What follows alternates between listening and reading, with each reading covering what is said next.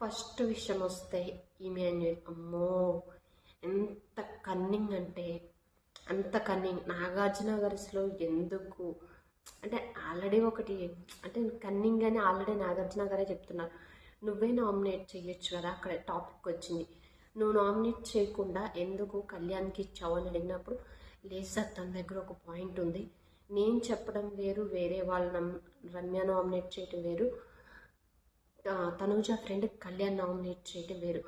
తను నామినేట్ చేస్తే అసలు ఏంటి, తన గురించి అసలు కళ్యాణ్ ఏమనుకుంటున్నాడు తెలుసుకోవాలని అది నేను సార్ అసలు అది నేను చూద్దాం. కళ్యాణ్ అనేటోడు తనూజకి ఏం చెప్పి నామినేట్ చేస్తాడు అది చూద్దాం అనుకున్నా అని చెప్పేస్తాడు. కానీ అక్కడ వీడియో క్లిప్పులు చూపించిన తర్వాత తుస్సంద మొత్తం ఇమాన్యుయల్ ఎక్స్ప్రెషన్ మొత్తం మారిపోయింది. ఈజీగా కన్నింగ్ అని అర్థమవుతుంది. ఎందుకు అంటే అక్కడ ఎందుకంటే వచ్చిన వాళ్ళందరూ హింట్లు ఇస్తున్నారు, తనూజాలో టాప్లో ఉంది దూసుకెళ్తుంది అని. సో ఇంకా పాయింట్ పట్టుకొని తను డౌన్ చేయాలని ఆలోచిస్తున్న టైంలోనే కళ్యాణ్ వచ్చి నేను నామినేట్ చేయాలనుకుంటున్నా అన్నాడు.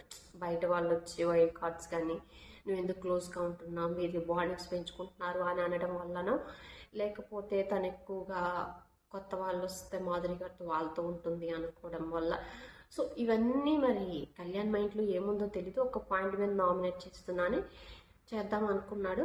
ఆ రోజు ఇంకా ఆ పని చేయలేదు కాబట్టి సో ఇమాన్యుయల్ అప్సెట్ అయ్యి అసలు అక్కడ రచ్చ చేస్తాడు, మొహం ఎక్స్ప్రెషన్ మారిపోద్ది.